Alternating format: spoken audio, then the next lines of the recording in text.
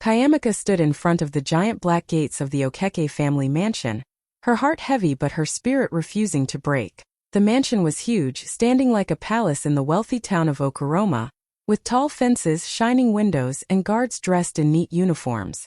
She had come hoping to see her husband, to speak with him, to feel like she still had a place in this house she once thought would be her home. But before she could even step closer, 2 guards stretched out their hands and blocked her way. Their voices were sharp, their faces hard.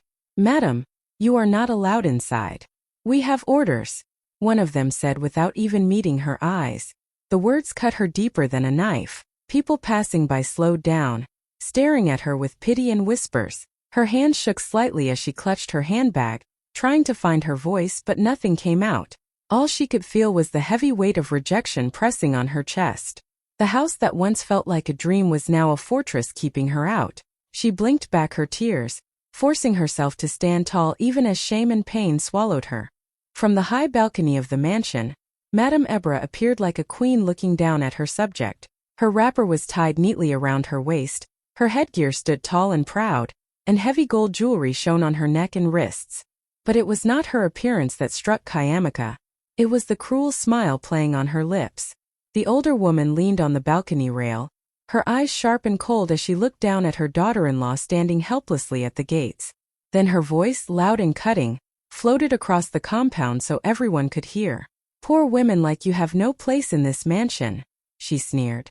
"My son made the biggest mistake of his life marrying you." The words were like stones thrown at Kayamika.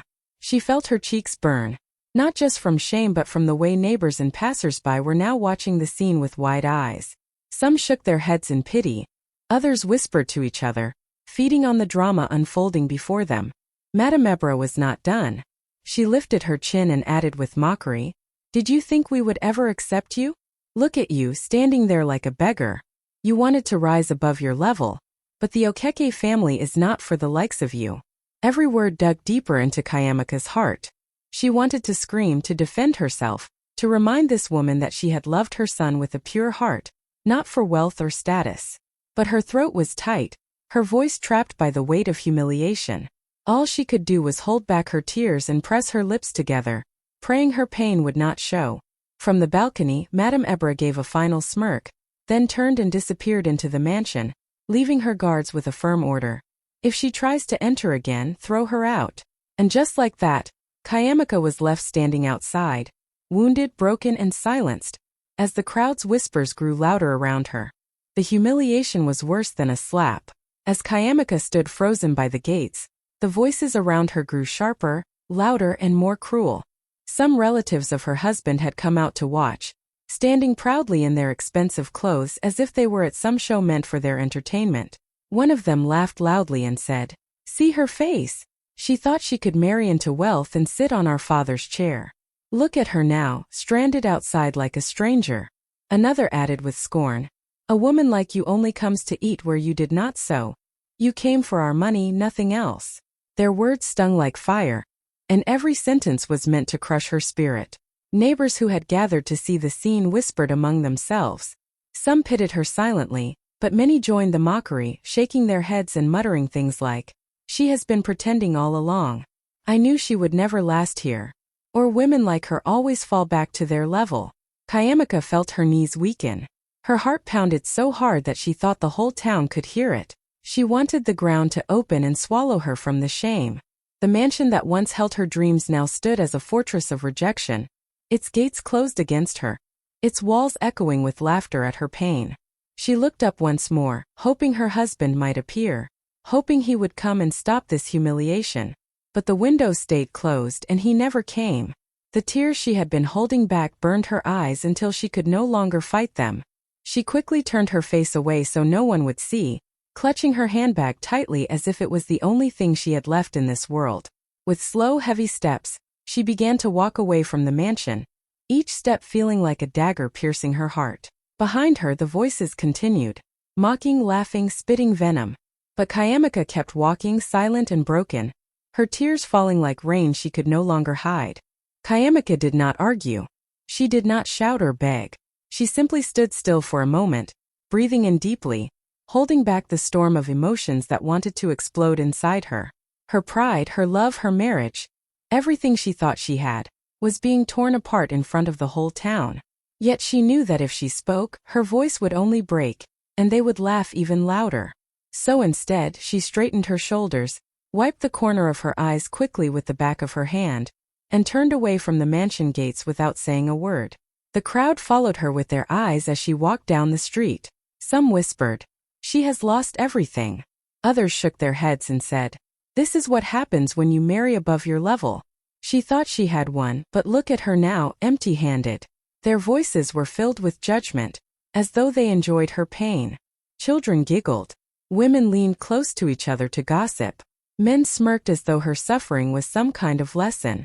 But Kayamika kept walking, her steps slow but steady, each one carrying the weight of her broken heart. Her tears finally rolled down freely, sliding across her cheeks, but she did not stop to wipe them.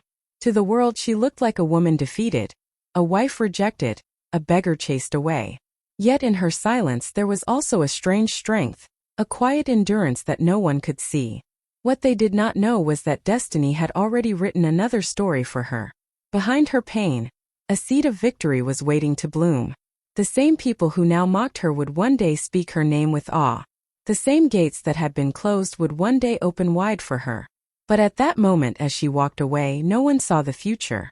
They only saw a broken woman leaving in silence, while heaven was preparing a comeback greater. Far away from Okoroma, in the bustling coastal city of Port Novo, Kayamika's late uncle had once built a life of wealth and success. He was a quiet man, known for his sharp business mind, and he had trusted very few people in his life. Among those few was his niece Kayamika, the girl who had always cared for him with respect and kindness, never once treating him like a bank to be drained. When he passed away, his will shocked even the lawyers who handled it.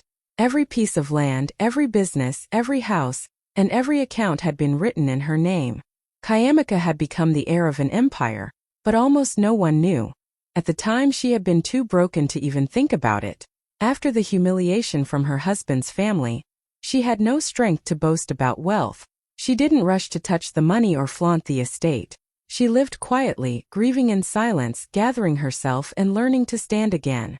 The world saw her as a poor, rejected wife, but hidden behind her pain was a fortune greater than the Okeke family could ever imagine. Her uncle's estate was massive, sprawling lands on the edge of Port Novo, warehouses filled with goods, accounts that held more than the Okekes had ever owned. And yet, Kayamika chose to remain still, to let the world think she was nothing. She didn't use the money to fight them back or prove a point. She wanted her dignity to speak louder than wealth.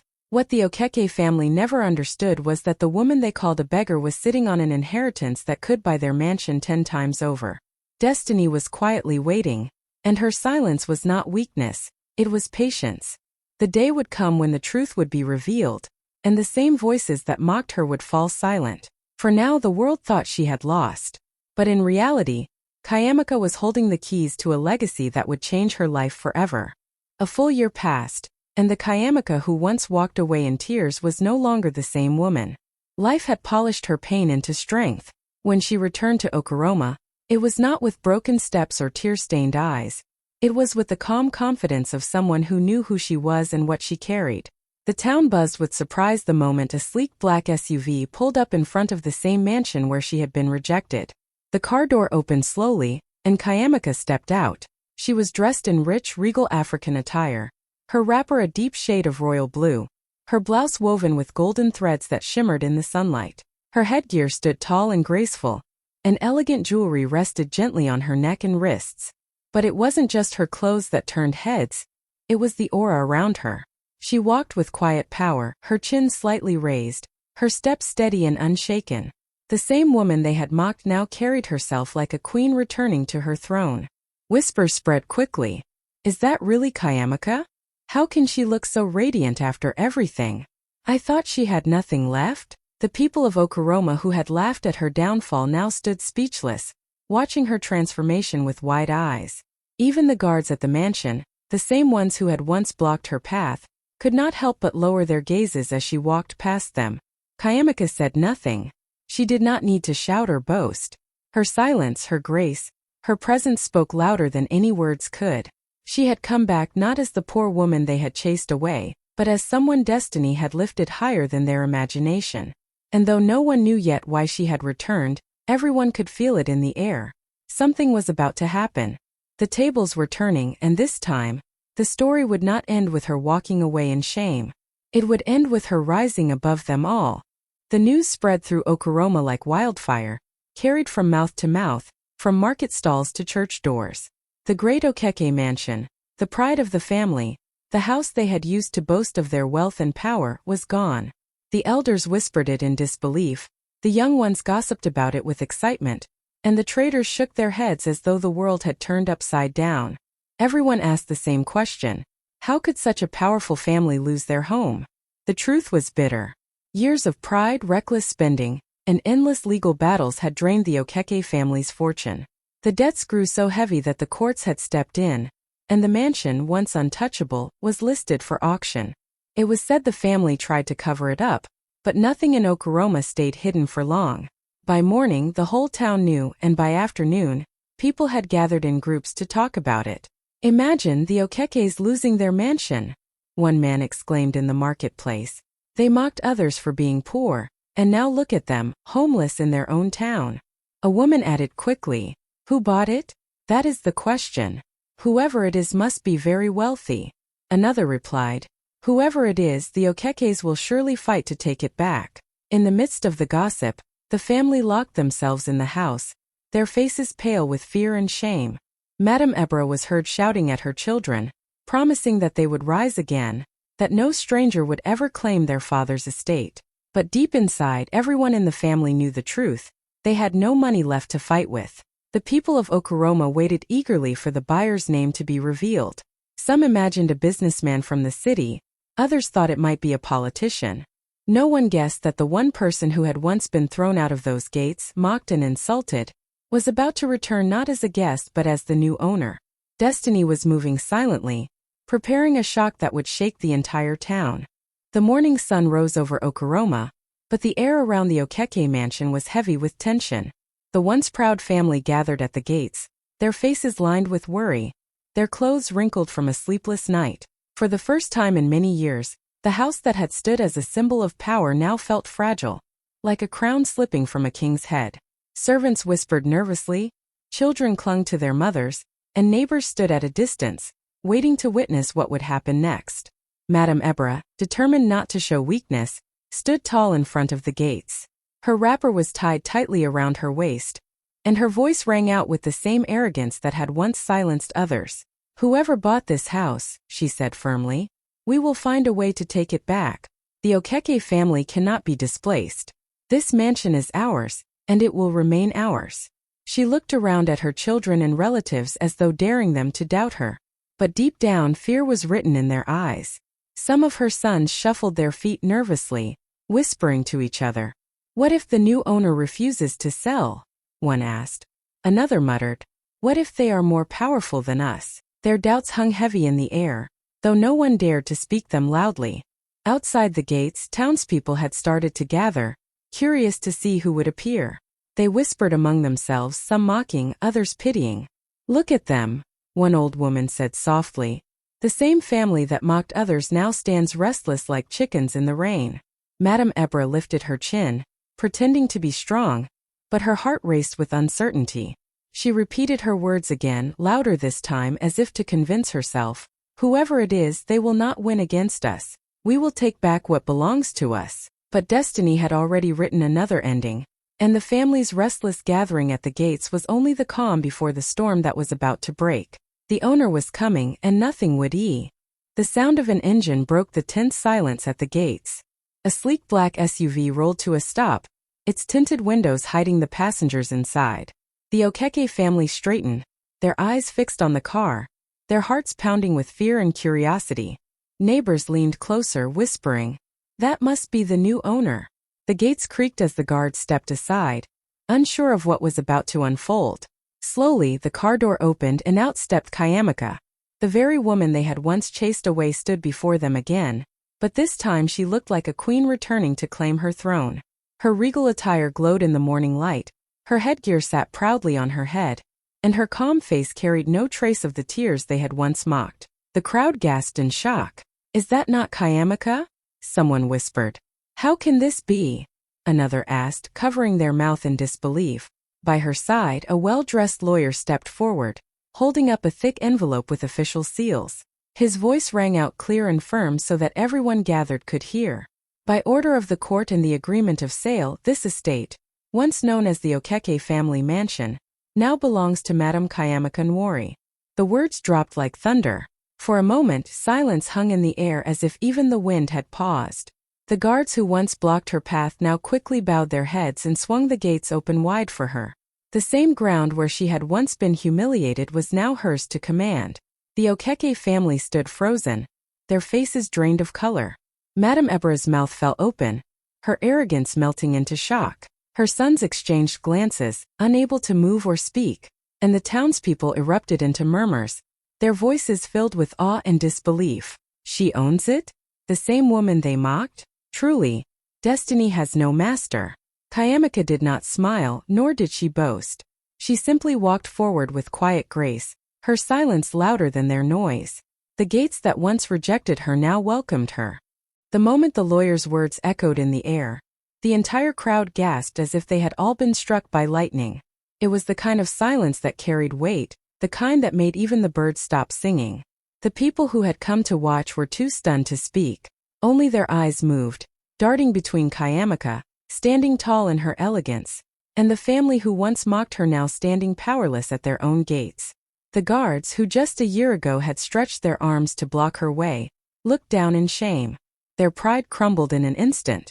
Without waiting for any command, they bowed respectfully, stepping aside, and with trembling hands, they pushed the gates open wide. The loud creak of the iron gates breaking the silence sounded almost symbolic. The same gates that once shut her out were now bending to her presence. The townspeople stared in awe, their whispers soft but sharp. "Can you see what is happening? Destiny has turned the tables. She was once called a beggar, now she walks in as the owner. God does not sleep." Some clapped their hands in disbelief, while others covered their mouths, still struggling to accept the scene before them. Kayamaka did not rush. She walked slowly, gracefully, every step deliberate, her head held high. Her silence was more powerful than any speech she could have given. It told a story of pain endured, patience kept, and dignity preserved. She did not need to remind them of the day they mocked her. The memory was already burning in their minds like fire. As she crossed the threshold and stepped into the mansion courtyard, the Okeke family's hearts sank further. They could not stop her. They could not fight her. The house they once used to push her out was now fully hers. And in that heavy silence, everyone realized one truth. When destiny decides to lift someone, no human hand can push them down. Madame Ebra stood rooted to the ground, her eyes wide and unblinking as she watched Kayamaka walk through the gates with the authority of a true owner. For years she had carried herself as the queen of the mansion, the woman whose word was law, the one who decided who was worthy to step inside and who wasn't. And now that power was gone, snatched away in front of her children, her relatives, and the entire town. Her pride, so carefully built, shattered like glass. Her legs began to tremble, weak under the weight of humiliation. She tried to steady herself, gripping the balcony railing, but her body betrayed her. The shame was too heavy, the loss too sharp. Whispers from the crowd only pierced her more. "See Madame Ebra, the same woman who mocked Kayamaka, now she must bow under her roof." Another voice added, "Pride has destroyed her." Her chest tightened as though a heavy stone had been placed upon it. She clutched it with her hand, gasping softly as her knees buckled. Her headgear tilted as she staggered, and then before anyone could catch her, she sank to the ground. A murmur rippled through the crowd, women screaming, her children rushing to her side. "Mama! Mama, please get up!" her eldest son cried, lifting her shoulders. But Madame Ebra's eyes were glazed with shock. It wasn't sickness that struck her down. It was humiliation, raw and unbearable. The thought of living in a house owned by the very woman she had once called a beggar crushed her spirit. She had mocked Kayamaka before everyone. Now before those same eyes, she was being humbled in the most painful way. Tears rolled down her face, mixing with anger and disbelief. She tried to speak, but her lips quivered without sound. The proud matriarch of the Okeke family had fallen, and nothing could restore her crown. As she lay trembling on the ground, The crowd knew they were witnessing the fall of arrogance itself. And above her, walking silently into the mansion, Kayamaka didn't even glance her way. Kayamaka stood in the courtyard, her presence commanding silence even though the air was thick with murmurs and shock. She did not rush, she did not tremble. Every movement was steady, graceful, filled with the quiet confidence of someone who had been broken once but rebuilt by destiny. The Okeke family stood before her, their pride in ruins, their heads bowed low. Townspeople leaned against the gates, craning their necks to hear every word that might leave her lips. She finally turned her eyes toward them, her voice calm yet strong enough to cut through the air. "You once told me I was too poor to enter this mansion," she said, her words soft but heavy with memory. The crowd stilled completely. Even the wind seemed to wait. "You mocked me. You shut your gates against me. You made me walk away in tears." She paused, her gaze sweeping across the faces of those who had laughed at her. Then she lifted her chin and continued, "But today not only do I enter, I own it all. These gates that once rejected me now open to my name. This house that once shamed me now belongs to me. Let this be a lesson to everyone here. Destiny is not in human hands." Her words pierced deep into every heart. Some in the crowd wiped tears from their eyes. Others nodded in agreement, whispering, "She has spoken the truth." Even those who once ridiculed her felt their shame rising as they remembered the day they had joined in her humiliation. Kayamaka's voice did not shake, nor did it carry pride. It carried something greater: dignity, forgiveness, and quiet authority. She did not shout or curse. She did not remind them of their cruelty with bitterness. She only reminded them that the power they thought they held had always been an illusion. The Okeke family could not lift their eyes to meet hers. And in that moment everyone knew, her silence, her patience, and her calm words were the sharpest victory any woman could win. Chike had been standing in the shadows all along, watching everything unfold with shame burning in his chest. When the lawyer announced Kayamaka as the new owner, his heart sank deeper than ever before. Memories rushed back. The day he stood silent while his mother mocked her. The day he watched her walk away with tears in her eyes. He had chosen fear of his family over love for his wife, and now the consequences stood before him in the most painful way possible. As Kayamaka walked through the gates, calm and regal, Chike's throat tightened. He moved closer, his voice trembling as he whispered, "Kayamaka, I should have stood by you. I should have protected you. I let them treat you like nothing when you were everything." His eyes glistened, filled with regret, but his words sounded small against the weight of all the silence he had given her when she needed him most. Kayamaka did not stop. She did not even turn her head toward him. Her footsteps were slow, steady, and strong, echoing louder than his apology. The crowd held their breath, waiting to see if she would answer, but she did not. Her silence was her reply. A silence that spoke louder than any speech could. It said, "You failed me. You broke me. And now I have risen without you." Chike's shoulders slumped as he watched her pass by him like a stranger. The pain of her quiet dismissal cut him deeper than if she had shouted or cursed. For the first time he saw clearly what he had lost. Not just his wife, but the chance to stand beside a woman destiny had lifted high. The townspeople whispered, "Even her silence is stronger than his words." Some shook their heads at Chike, saying, "A man who cannot protect his wife does not deserve her crown." And as Kayamaka entered her new home without looking back, her husband was left standing outside, drowning in his shame, knowing that he had become only a spectator in the story of her triumph. By the next morning, the story had already taken on a life of its own. From the market square to the church steps, from the palm wine joints to the bus stops, everyone in Okoroma was talking about Kayamaka. The tale rolled off tongues with excitement, carried from one person to another like wildfire that could not be contained. People spoke as though they had all been there to see it, even those who had only heard it secondhand.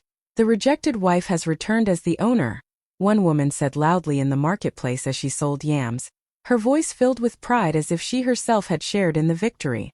A young man nearby added, "It is the hand of God. Did we not see her mocked and chased out? And now the mansion is hers." Another woman shook her head, smiling as she replied, "This is why you should never laugh at the tears of another person. Look at how destiny turned the story." Children even sang small songs about her in the streets, clapping their hands to the rhythm. "They chased her away, now she owns it today." The melody spread quickly, until almost every corner of Okoroma echoed with her triumph. Palm wine tappers hummed the tune as they worked, and even drummers at evening gatherings beat rhythms inspired by her comeback. For many women in the town, Kayamaka became a symbol of hope. They whispered to each other, "If she could endure and rise, then no woman's tears are wasted."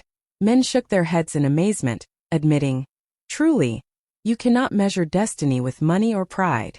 Everywhere she went, people now looked at her with respect. The same mouths that once called her a beggar now praised her name. And the mansion that once humiliated her became the center of Okoroma's greatest story, the tale of a woman who turned her silence into power and her rejection into glory. In the weeks that followed, Kayamaka's story spread far beyond Okoroma. It traveled through nearby towns, carried in conversations, in songs, and even in church sermons. People spoke of her with admiration, saying, "Never mock the humble, because the stone you throw away today might be the one that builds a palace tomorrow." Her name became a proverb, her silence became a teaching, and her dignity became a shield for many who had once been mocked. Mothers told their daughters about her, encouraging them to stand tall even when life seemed unfair. Men told each other with lowered voices, "Do not laugh at the tears of a woman, because you do not know what tomorrow will bring." Children repeated the little songs that had been made about her, their innocent voices keeping her story alive. Kayamaka herself did not boast. She lived quietly, walking through Okoroma with the same calm spirit she had always carried. But people bowed their heads with respect when she passed, knowing they had once watched her walk away in tears. Her story became more than just a tale of wealth or revenge. It was a lesson of destiny, patience, and the power of silent endurance. Across the land, whenever people wanted to explain how life could turn in unexpected ways, they would simply say, "Remember Kayamaka of Okoroma." And just like that, her name was written into the hearts of the people forever.